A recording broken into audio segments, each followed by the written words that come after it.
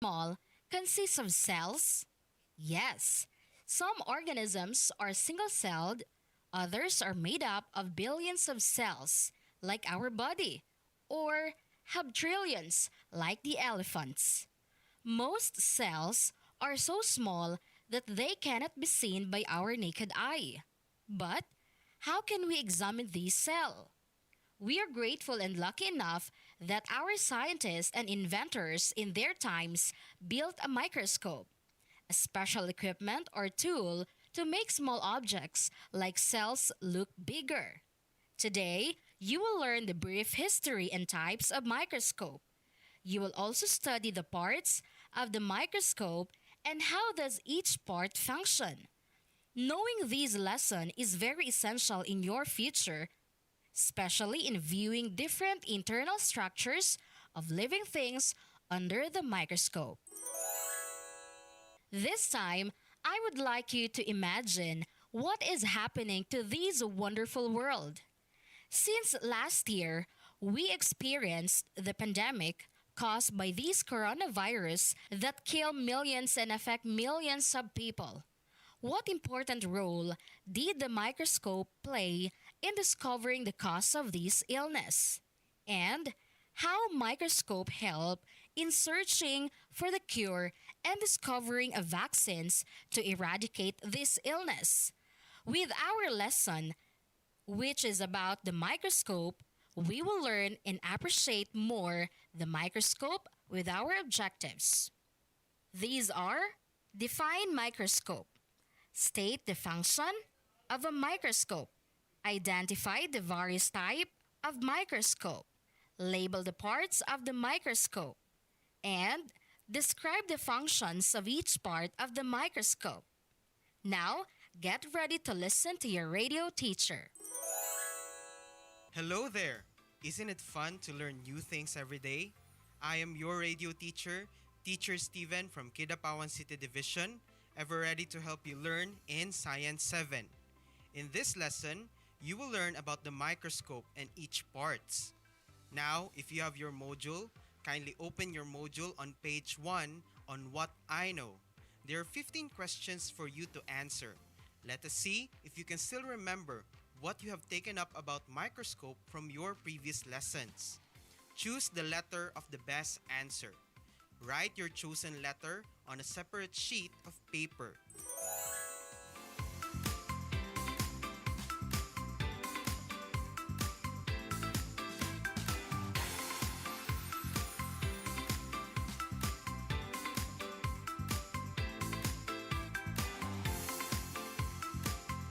Please check your answer at the answer key section.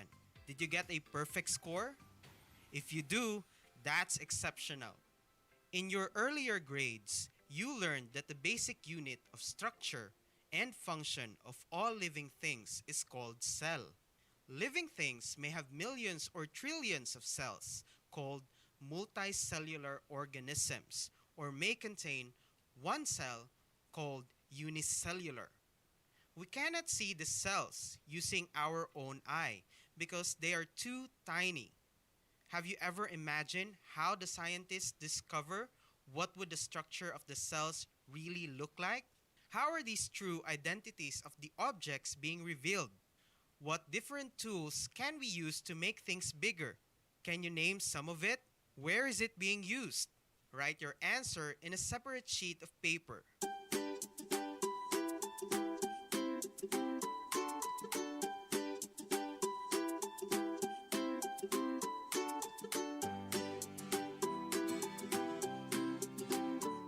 Did you enjoy the activity? Let us check your work. Look at your answer and check if you got it correctly as I read the answer.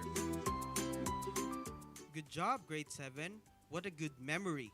Knowing these components is halfway in mastering the concept. Are you willing to know more about the microscope? If you do, be ready. Let's get started.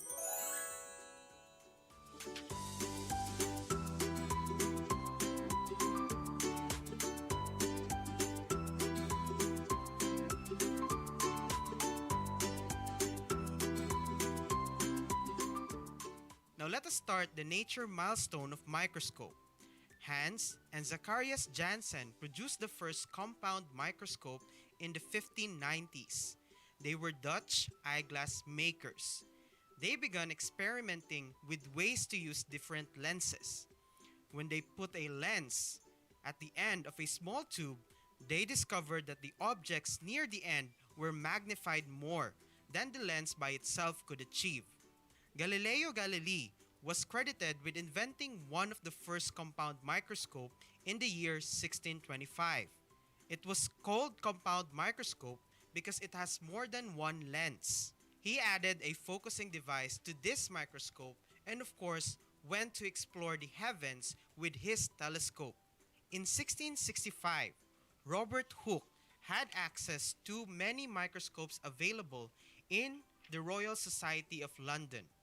He examined everything he could get his hands on.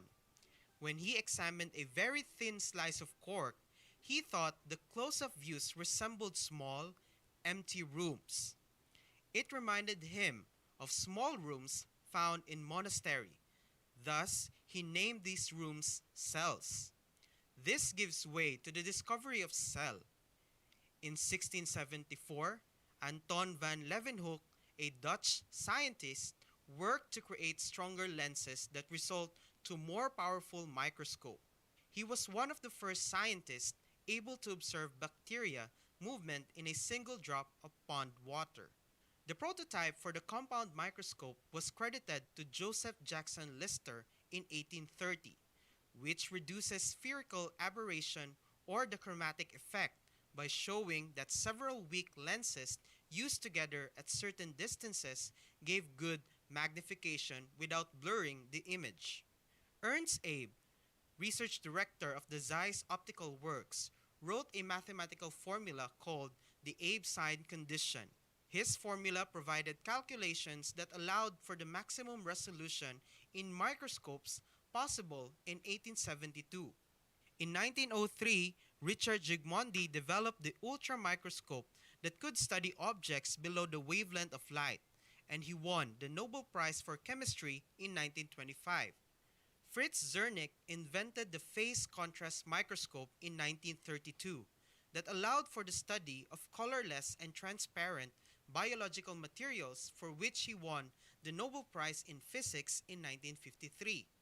In 19th century, companies in Germany like Zeiss and an American company founded by Charles Spencer began producing fine optical microscope. Today, there are no microscope manufacturers in the US, and most of the microscopes comes from Germany, Japan, and China.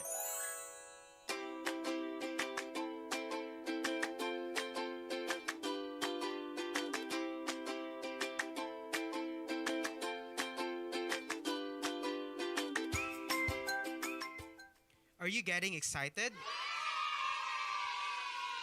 Now, to those who have their modules, open your modules on page 8 in What's More activity.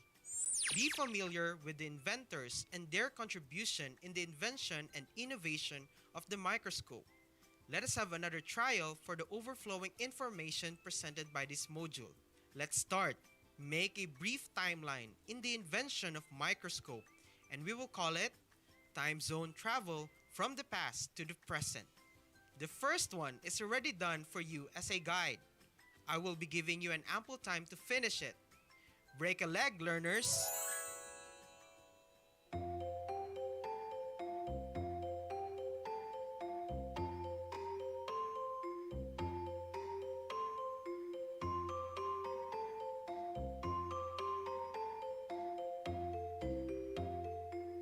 Congratulations, learners!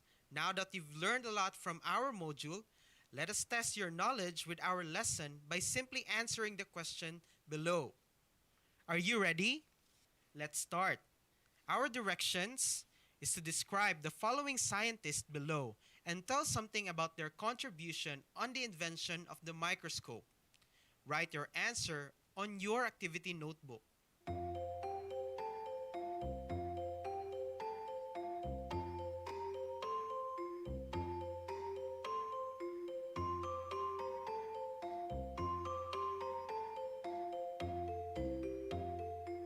Good job! You made it! In In the previous activity, you were able to tell how was the microscope started and who are the scientists who made that device possible. I hope you can use the same skills about the activities we will discuss in this module. Are you excited? Let's start. But before we're going to proceed with the next activity, I will show you an example of a compound microscope and its different parts that can be found on page 9. Now, try look at the parts of the microscope. We have the eyepiece, the coarse adjustment, arm, fine adjustment, base, body tube, revolving nose piece, objective lens, stage, stage clip, diaphragm, and mirror. Did you follow? Very good.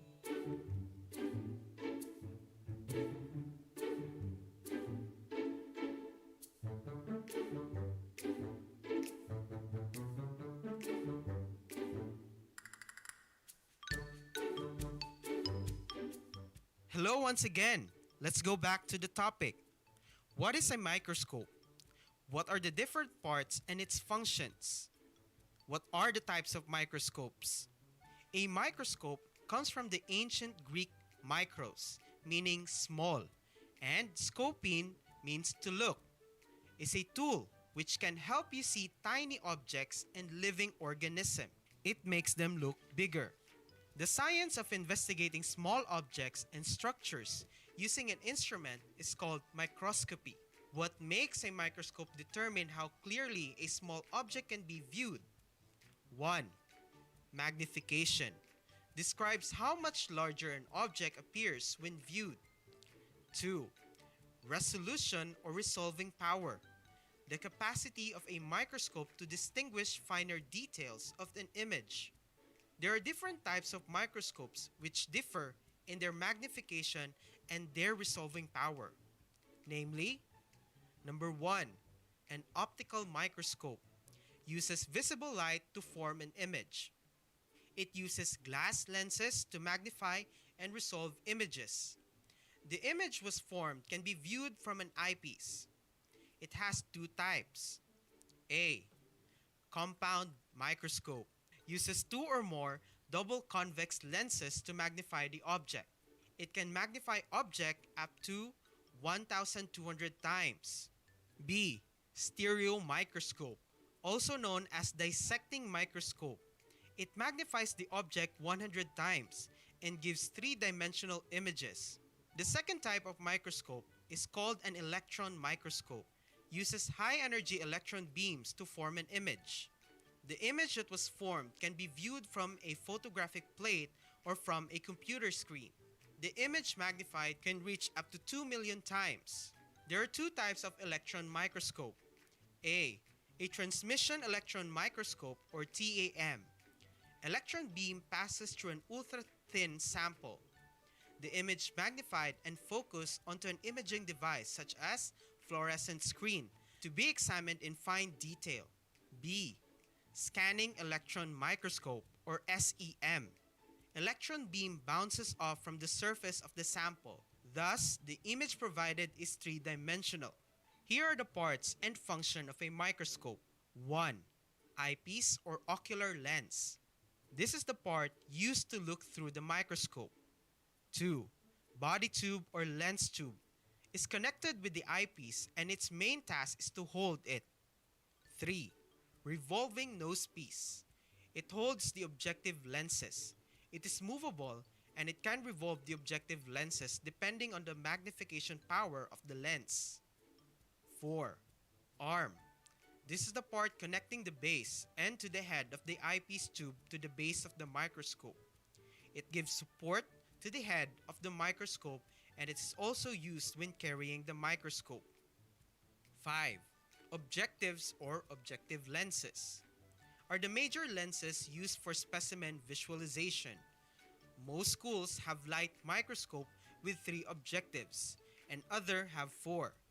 Usually, the shortest one marked 3 times, 4 times, or 5 times is called scanner.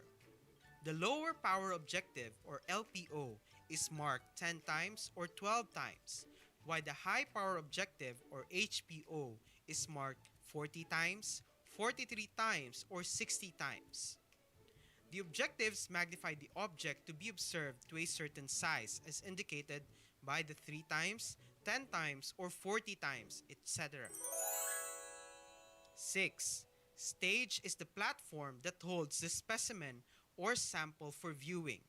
7. Stage clips hold the specimen slides in place. Number 8.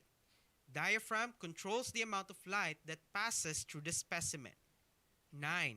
Coarse adjustment knob focuses images under the scanner and the low power objectives. 10. Fine adjustment focuses images under high power and oil immersion objectives. 11. Light source provides light for the specimen. It could be a mirror or a lamp.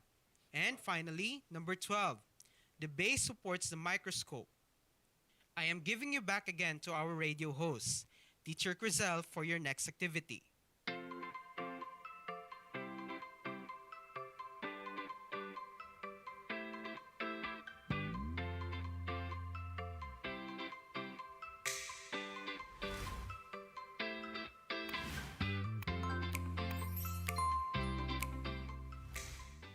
I'm so happy that you did a great job in every challenge in this module. Now, let us test how far you've gone with our lesson. Be ready with your mind and brain to answer every task. Open your module on page 12 and answer the crossword puzzle and write your answer in your activity notebook. But you can do this after our broadcast. Here is the question that you're going to answer. In this time of COVID-19 pandemic, how useful is the microscope in detecting the viruses? What kind of microscope is being used in studying this kind of virus? You may answer this question after our broadcast, and you may write your answers in your notebook.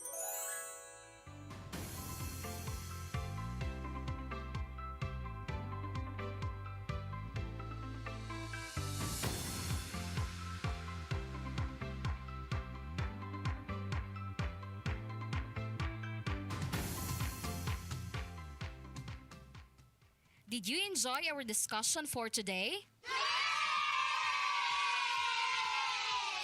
Truly, you're a gifted student. You already know the parts and the functions of a microscope. This time, let us sum up what you have learned from the previous activities. This time, let's find out how much you learned from our lesson. Number 1. In what year did the father and son duo spectacles makers create the first microscope? A. 1590, B. 1667, C. 1675, letter D. 1830. Number 2. Who uses the microscope with only one lens to observe insects and other specimens? A. Robert Hooke, B. Richard Simondi, C. Anton van Leeuwenhoek, letter D. Hans and Zacharias. Number 3. Who invented the ultra microscope, which allows the observation of specimens below the wavelength of light is? A. Robert Hooke, B. Richard Simondi, C. Anton van Leeuwenhoek, letter D. Hans and Zacharias. Number 4. Which part will you adjust in the object you are observing under the HPO is not clear? A. Coarse adjustment, B. Inclination joint, C. Fine adjustment, D. Diaphragm J16. Number 5. Which of the following describes the function of the mirror? A. It facilitates the changing of the objectives. B. Regulates the amount of light reflected to the object to be viewed. C. It allows one to tilt the microscope so viewing is possible while seated. Letter D. It reflects light up to the diaphragm an object to be observed, and lenses. Number 6. Which of the following describes the function of diaphragm? A. It facilitates the changing of the objectives. B. Regulates the amount of light reflected to the object to be viewed. C.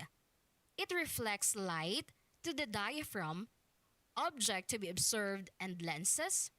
D. It allows one to tilt the microscope so viewing is possible while seated. What is the correct way of carrying a microscope? A. Hold the arm by grasping with one hand. B. Hold the base by grasping with two hands. C. Hold the arm by grasping with one hand and the stage with the other hand. And letter D. Hold the arm by grasping with one hand and the stage with the other hand. Number 8. Total magnification is obtained by blank. A. Magnifying power of eyepiece. B. Magnifying power of condenser lens. C. Magnifying power of the objective lens. Letter D. Magnifying power of both the objective lens and eyepiece. Number 9.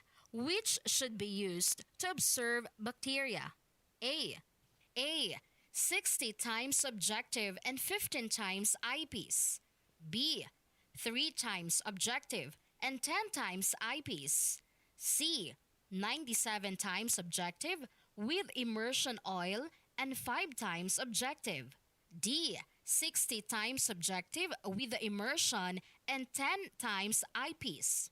Number 10. Why does a microscope stage have a hole in it? A. To hold the specimen in place. B. To make the specimen visible. C. To secure the slide to the stage. D. To allow the light to pass through.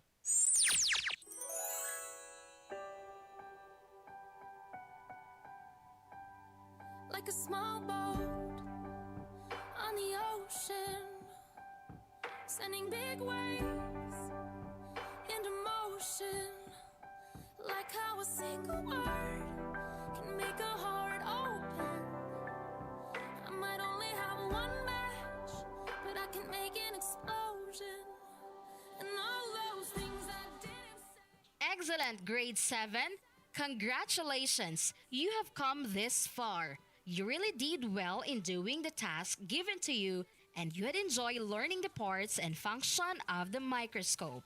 So, my dear learners, this ends our lesson. We hope you learned from it.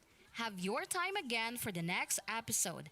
I'm your radio host, Teacher Crizaldian Sampani Binyes. Goodbye and keep safe always. No, I've still got a lot of fire left in me. Radyo ESKWELA. Inihahatid sa inyo ng With Love John Foundation Incorporated sa ilalim ng pamumuno ni Dr. Bernie Miguel sa pakikipagtulungan ng Department of Education, Kidapawan City Division, Provincial Government of Cotabato at ng Notre Dame Broadcasting Corporation. Ang Radyo ESKWELA. Sa kinakaharap na krisis ng ating bansa, ang pag-aaral at pagtututo ay hindi dapat mahinto. Edukasyon, ating isulong. Ito ang DepEd Radyo ESKWELA. Radyo ESKWELA, Lunes hanggang Biyernes. Ganap na alas 10 hanggang alas 11 ng umaga at alas 3 hanggang alas 4 ng hapon. Radyo ESKWELA sa DXND, Radyo Bida.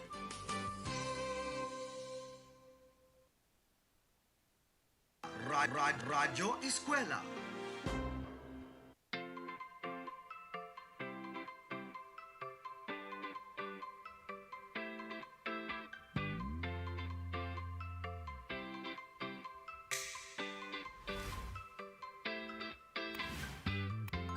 Hello, dear students. How are you? This is your radio teacher, Teacher Steven Pahang from Kidapawan City Division. Welcome to our science journey. We are now in our quarter 2 in Science Grade 8, and we will be dealing with a new lesson. For today's lesson, we are in week 1 for our first module. We are going to discuss about earthquake and fault. Be with us as we know more about earthquake and fault. When was the last time you experienced earthquakes? Were you afraid when it occurred? Earthquakes are one of the most frightening phenomena anyone can experience. It can destroy properties and even lives. No one can stop earthquakes from happening. However, with the right understanding of the occurrence of earthquakes, people can avoid or reduce its effect on our lives and properties. Can you still remember in your grade 7 that the Philippines is located along the Ring of Fire? What do people along the Ring of Fire usually experience?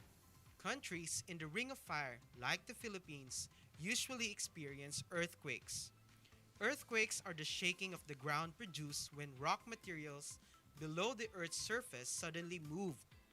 During the last quarter of 2019, Mindanao experienced a series of strong earthquakes. How strong were the earthquakes? Maybe you were terrified when it happened. In order to know more about one of the strongest earthquakes that hit Mindanao, let us read the short article presented below in your module. If you have your module, turn it on page 11, The Quake That Surprised Mindanao.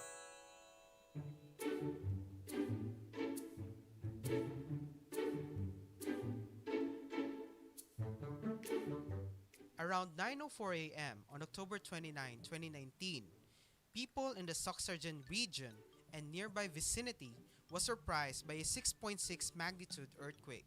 According to DOST FIVOX, the agency responsible for monitoring earthquakes, the earthquakes has an epicenter in the southeast portion of Tulunan, Cotabato.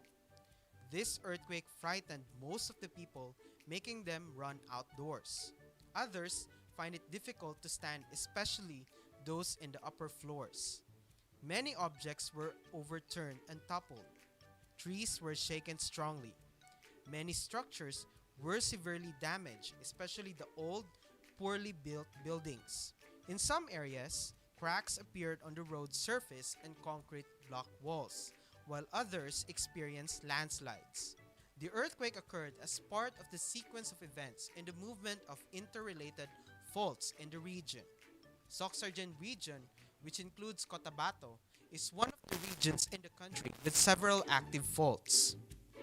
The active faults in the region includes the Mlang Fault, the Makilala-Malungon Fault, the North Columbia Fault, South Columbia Fault, and the western extension of the Mindanao Fault or the Cotabato-Sindangan Fault.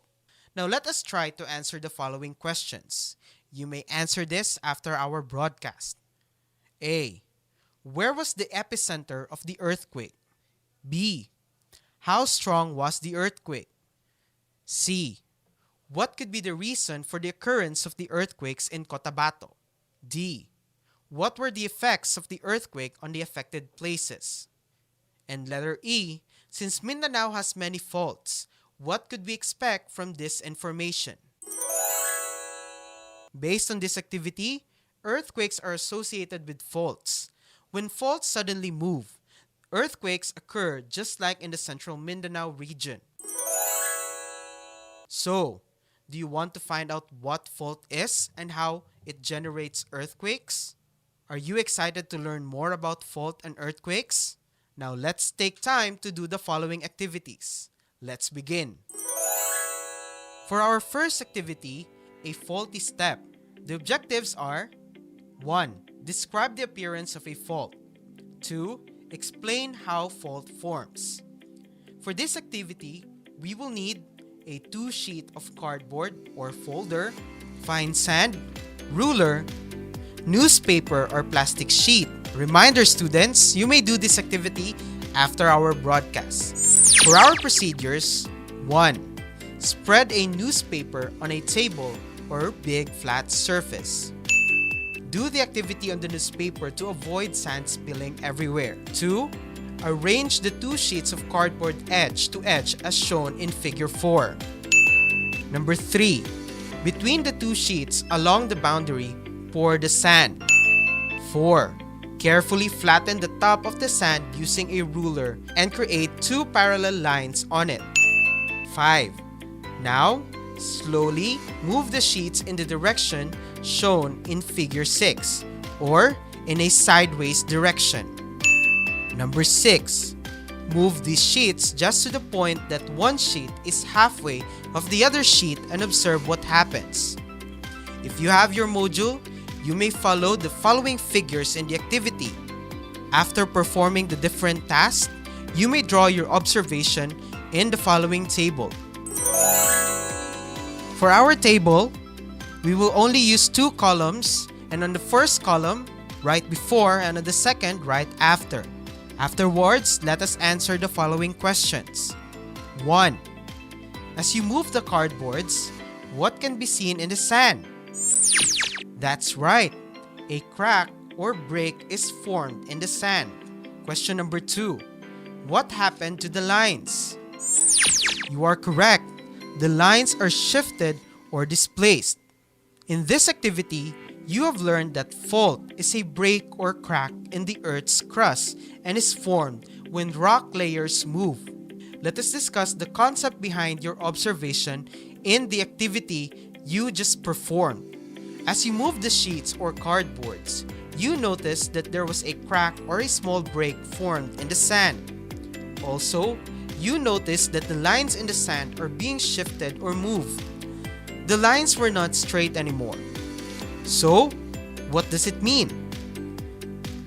Let us see it in this way. We will start with the structure of the Earth.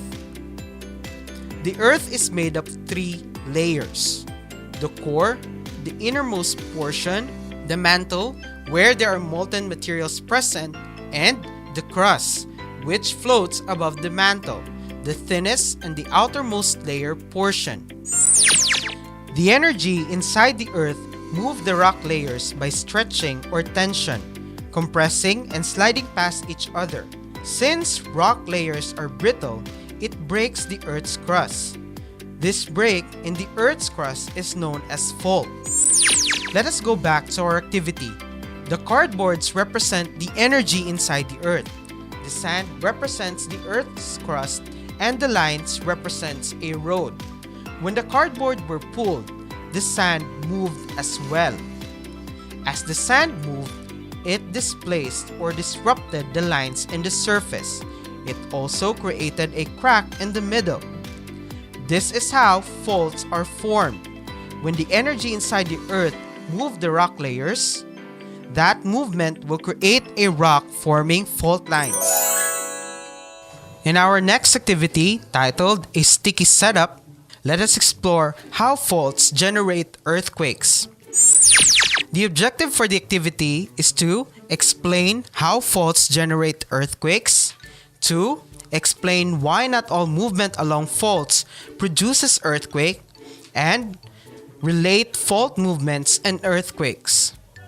For this activity, we will be using 2 small boxes, ideally a fruit juice box, masking tape, rubber band, paper clip, and a toy house. For our procedures, number 1, attach a rubber band to the paper clip. 2. Attach the paper clip with rubber band to one of the boxes as shown in figure 4. Number 3, put the boxes side to side, then tape lightly together at the top. Note, do not stick the tape on the boxes too much because this is meant to be removed. And number 4, put a toy house on the box with a rubber band. To better prepare for this activity, if you have your module, follow the following figures as shown in the activity. For the next step, you need to pull the rubber band on the box with the toy house and observe what happens. Now let's try to answer the following questions. What happened to the rubber band as you pulled it? That's right, the rubber band stretches. Number 2, this time, let's continue pulling the rubber band. Observe what happens. Very good observation. The box jerks forward. Number 3, what happened to the toy house? What happened to the box attached to the rubber band? Very good. The house falls over or displays. Number 4, which is the fault in this setup? That is also correct. The fault is the boundary between the two boxes. In this activity, at first, you observe that when you pull the rubber band, it stretched. But as you continue to pull the rubber band, the box attached to it jerked forward, making the house trampled. What does it try to show? The boxes represent the broken Earth's crust. The line between the boxes is the fault, and the tape in between the boxes is the friction between rock layers. As you pull the rubber band, since you did it very slowly or with less energy, it did not cause movement to the box. Aside from that, there was a tape between the boxes that prevented it further from moving. But as you continue pulling the rubber band with more energy, the tape come off between the boxes, making the box jerk, displacing the toy house at the top of the box. This activity simulated how fault generates earthquakes. However, there are instances that fault movements do not generate earthquakes right away. This is due to friction between rocks along the fault.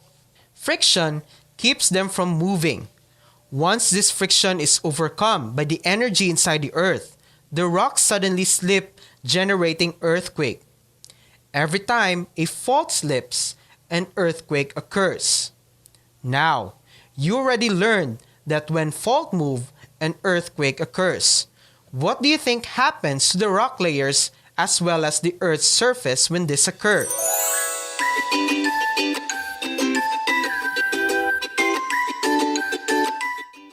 For our third activity, let's proceed to our next activity. Activity 3, a fault model. Our objective for this activity is to 1. Construct a fault model. 2. Describe the effects of fault movements in the Earth's crust. Our materials for this activity are a colored pencil or crayons, a metric ruler, a used folder or cartolina, scissors, a fault model sheet, and a glue or tape. For our procedures, number 1, go to Appendix A of this material and cut the fault model sheet. 2. Color the fault model according to the color key provided. 3. Paste or glue the fault model onto a piece of used folder or cartolina. This is to harden the model a bit. Number 4. Cut out the fault model and fold each side down to form a box. Remember, the drawn features must be on top. Number 5. Tape or glue the corners together to create a 3-dimensional model of the top layer of the Earth's crust. 6. The dashed lines represent the fault on your model. Carefully cut along the dashed lines, ending up with the two pieces. Tape or glue a piece of cartolina or used folder on the side of the two fault blocks along the fault face. This will help the demonstration. 7. Find points A and B on your model. Slide the block with point B while keeping the block with point A stationary or steady. Make sure point A is next to point B. Observe the model from the side. Draw your observation. Remember, students, you can perform this activity after our broadcast. Now let's try to answer the following question. A. Which way did point B move relative to point A? Correct. It moves closer to A or downward. B. What happened to rock layers X, Y, and Z? That's right. It became broken or offset by the fault. C. Are the rock layers still continuous? Very good observation. No, it is already broken by fault. D. What would likely happen to the river, the road, the railroad tracks? Very good. They are also broken. Number 8. Find point C and D on your model. Slide the block with point C while keeping the block with point D steady. Make sure point C is next to point D. Observe the model from the side. Now draw your observations. Question A. Which way did point D move relative to point C? Correct. It moves closer to D or upward. B. What happened to rock layers X, Y, and Z? Very good. It became broken or offset by the fault. C. Are the rock layers still continuous? That's right. No, it is already broken by the fault. Letter D. What would likely happen to the river, the road, and the railroad tracks? Correct. They are also broken. Now, for number 9, find points E and F on your model. Slide the blocks with point E while keeping the block with point F steady. Move that the point E is next to point F. Observe the model at this portion. Now, let's answer the following questions. A. If you are standing at point F and looking across the fault, in which direction did the block on the opposite side move? Correct. To the left. B. What happened to rock layers X, Y, and Z? That's right. They are broken in horizontal manner. C. Are the rock layers still continuous? Explain your answer. Very good. Yes. In our third activity, you observed that fault movements may cause deformation to the rock layers and the surface of the Earth's crust. The rock layers were no longer continuous and displaced, disrupted, or destroyed the objects or structures in the surface of the Earth, like the road, bridges, etc. What happens? There are several types of fault movements that may cause changes in the rock layers and the Earth's surface. The first one occurs when one part of the broken Earth's crust moves downward with respect to the other. The type of fault produced here is called a normal fault. If you have your module, take a look at figure 10. If you noticed, this is similar to the first part of your activity 3. When the block with point B is placed next to point A, it showed that the rock layers were not continuous and seemed that one block moved downward. What happens here is normal faulting. The road, river, and railroad were broken. Another type of fault movement is produced when one block of the crust moves upward with respect to the other, just like in the case of figure 11 in your module. This is an example of a reverse fault, a similar thing that happened in the second part of your activity 3. You notice that the rock layers were also no longer continuous and the block with point C seemed to move upward when placed next to D. Reverse faulting happens. In addition, the road, river, and the railroads were also broken. Lastly, there is sideward or lateral movement of blocks of broken crust. This type of fault produced is a strike-slip fault. This will explain what happens in the third part of activity 3. In your module, you may refer to the illustration in figure 12. You have observed that as point E was placed next to point F. A. Normal fault. One part of the broken crust will move downward with respect to the other. Reverse fault. One block of the crust moves upward with respect to the other. Strike-slip fault. There is a sideward or lateral movement of blocks of broken Earth's crust. Every time a fault slips, the Earth quakes. Now that you already learned the concepts about earthquake and faults, do the next activity for you to further apply your understanding of the topic. Activity number 4. You complete me. Our objectives for this activity is to 1. Distinguish the 3 main types of fault. Number 2. Identify whether the motion of fault is vertical or horizontal. And number 3, familiarize with the types of forces, compression, tension, or shearing that causes the Earth's crust to break and form crust. For this activity, we will need to complete the chart found on this activity. On the first column, there you have the types of fault. The second column are the types of force, compression, tension, or shearing. The third column is to identify whether the motion is vertical or horizontal. And for the fourth column, we will place the types of earthquake, either shallow, intermediate, deep, or all. Let's start completing the table. The first type of fault is a strike-slip fault. What are the types of force present? Very good. Shearing. Is the motion vertical or horizontal? That's right. Horizontal. Now, what are the types of earthquakes it may produce? Very good. Shallow and intermediate. Second type of fault are normal faults. What are the types of force present? Very good. Tension. Is the motion vertical or horizontal? Correct. Vertical. What are the types of earthquake it may produce? That's correct. Shallow.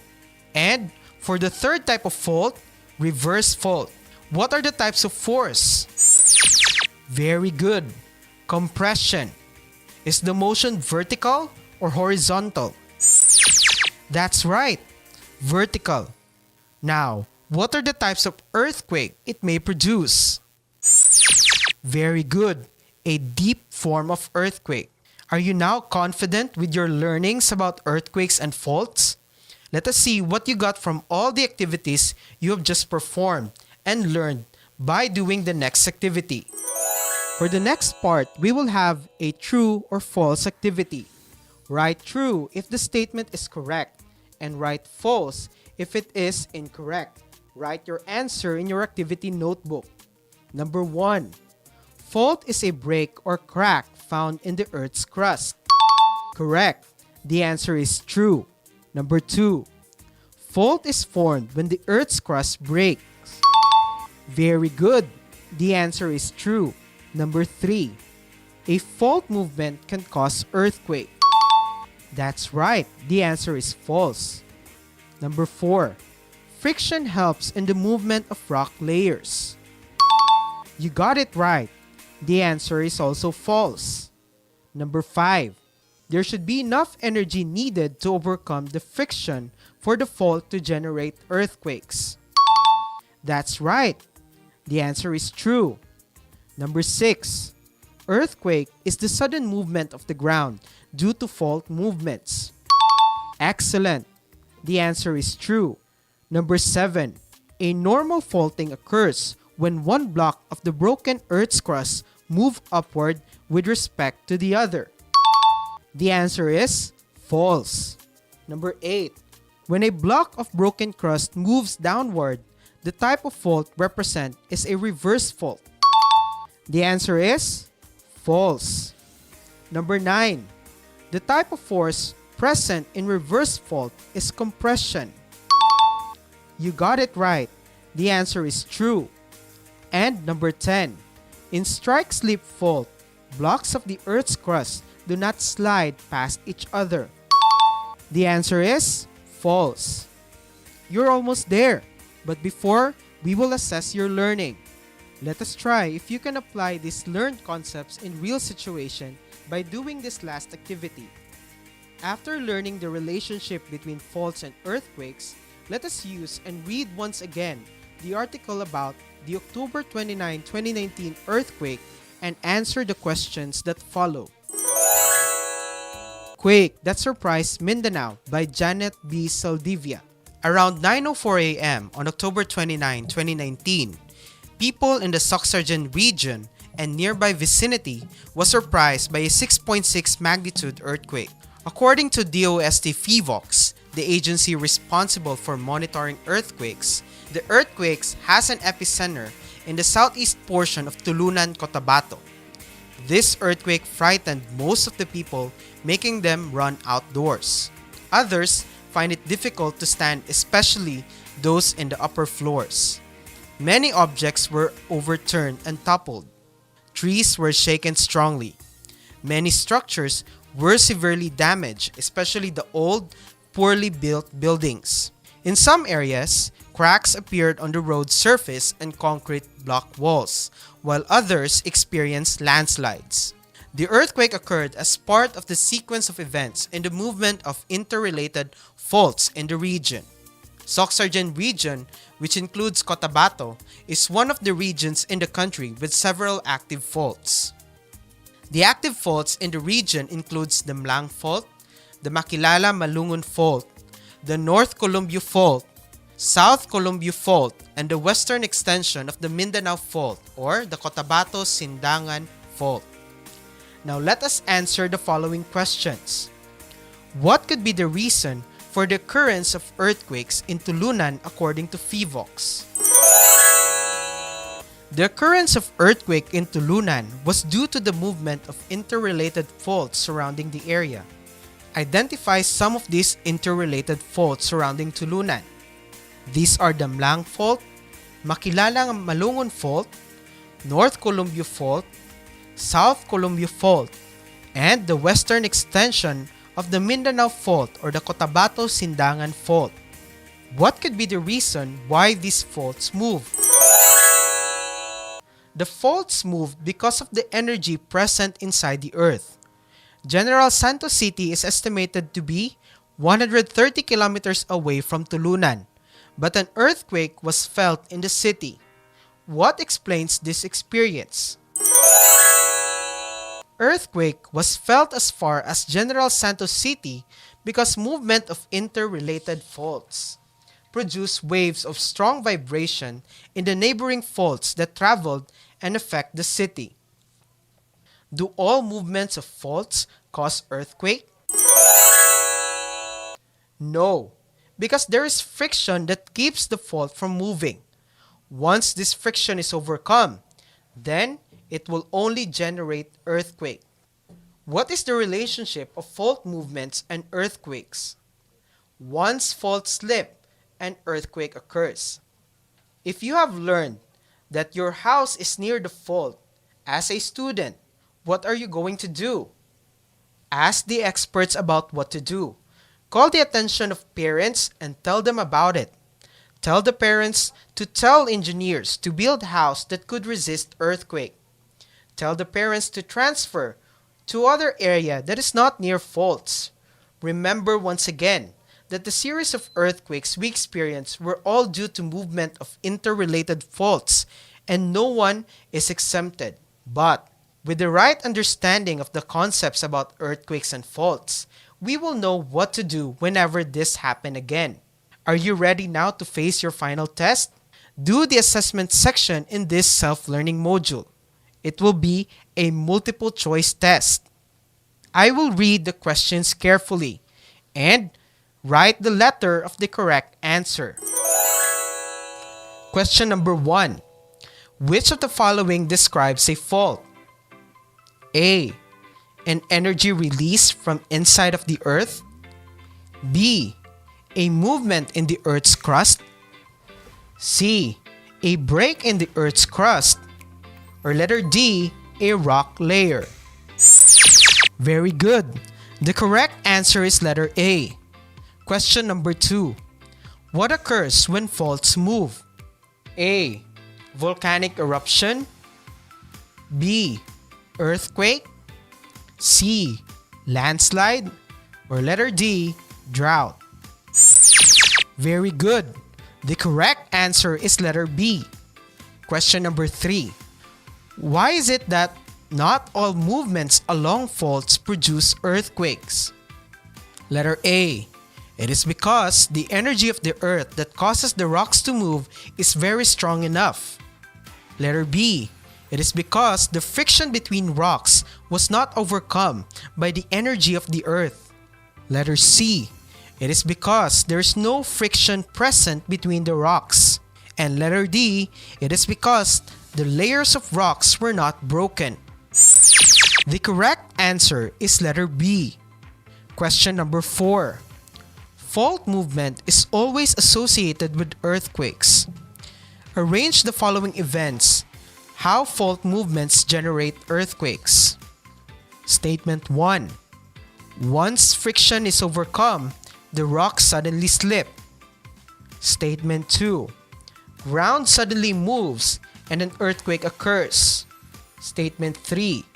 Energy from inside the earth is necessary to make the ground move. And statement 4.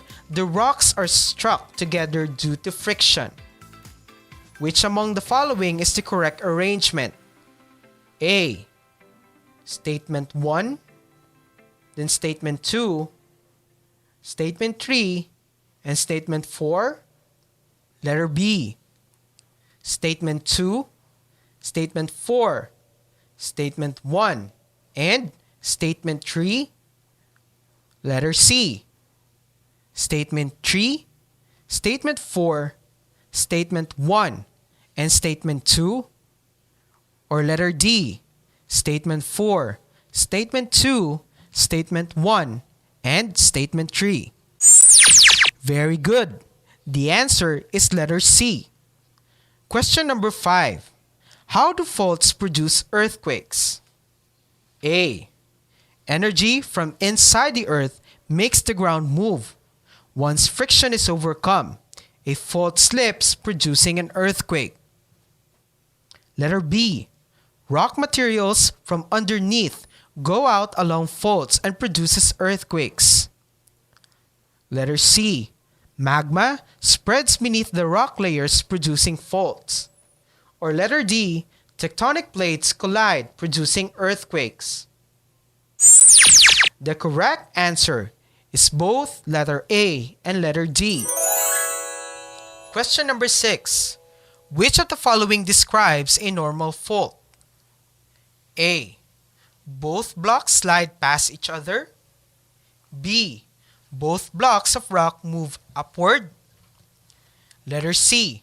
One block of rock does not move while the other moves upward. Or letter D. One block of rock does not move while the other moves downward. The correct answer is letter D. Question number 7. Which of the following refers to the type of fault in which two blocks slide horizontally past each other in the opposite direction? A. Strike-slip fault. B. Reverse fault. C. Normal fault. Or letter D. Landslide. The correct answer is letter A. Question number 8. In which direction the block of rock layers will move if it shows reverse fault? A. Upward. B. To the left. C. To the right. Or letter D. Downward. That's right. The answer is letter A. And question number 9. How can you relate fault movements with earthquakes? A. Every time there is an earthquake, this is all due to fault movements. Letter B. Every time there's an earthquake, rock layers move, causing faults to move as well. Letter C. Every time fault moves and friction between rocks is overcome, this will result in an earthquake. Or letter D. Every time fault moves, even though friction between rocks has not overcome, this will result in an earthquake. Excellent! The answer is letter C. And finally, question number 10. Why do earthquakes occur? A. The crust suddenly moves as the earth rotates around its axis. B. The earth is attracted by a nearby planet. Letter C. The earth is suddenly hit by a meteor. Or letter D. The fault suddenly moves. Very good. The correct answer is letter D.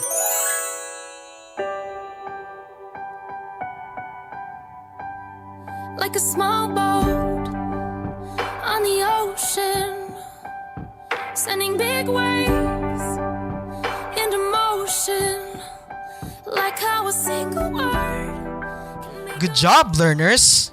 Now that you have learned about faults and earthquakes, Consider the following situation. This will be your assignment. The Philippines is one of the countries that has many faults. Experts are giving warnings that the big one is coming anytime. A. What did the experts do to help people, especially those living in places near fault? B. As a student, what advice would you give to someone who lives or visits in an earthquake-prone area or near fault area? And letter C. Do you think Filipinos are ready for the coming of the big one? Explain your stand. So, my dear learners, this ends our Module 1 for the second quarter.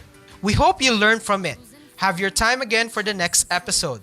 This has been your radio teacher, Teacher Steven Pahang from Kidapawan City Division. Goodbye and take care. No, I've still got a lot of fire left in me. Radyo Eskwela.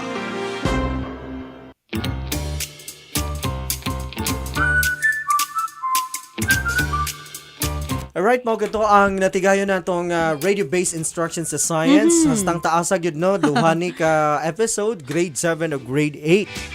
So, mauna na. Yes, congratulations sa ato ang science team. dali na rin And kay congratulations mag-goodbye na sa to. ato ang radio host teacher, si Sir Steven Pahang, and of course science team nga gipangunahan ni Ma'am Lourdes Kahulugan. Alright.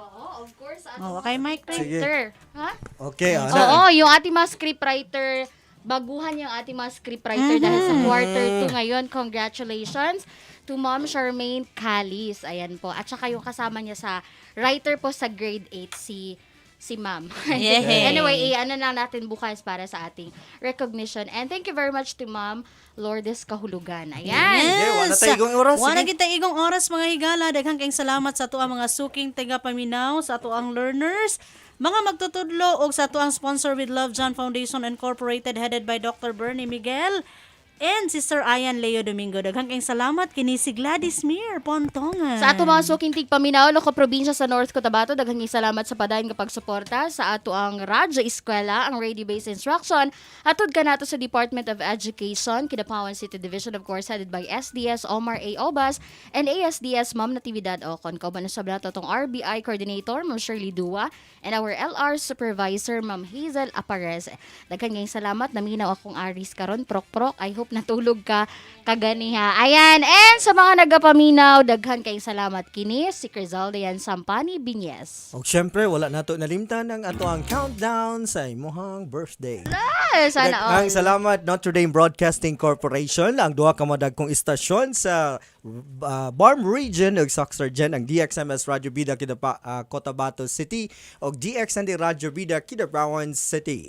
Sa ngalan na lamang sa With Love John Foundation Incorporated in cooperation with the Department of Education Kidapawan City Division, mao kana ang nilangkob sa atong Radyo Eskwela karong adlaw. Ako si Marlon Bulasa nga nagaingon, taliwala nining pandemya, kitang tanan, we should be a fighter, not a quitter. Wadaan, ilalika! Inyong napakinggan ang Radyo Eskwela, programang inihatid ng With Love John Foundation Incorporated sa ilalim ng pamumuno ni Dr. Bernie Miguel sa pakikipagtulungan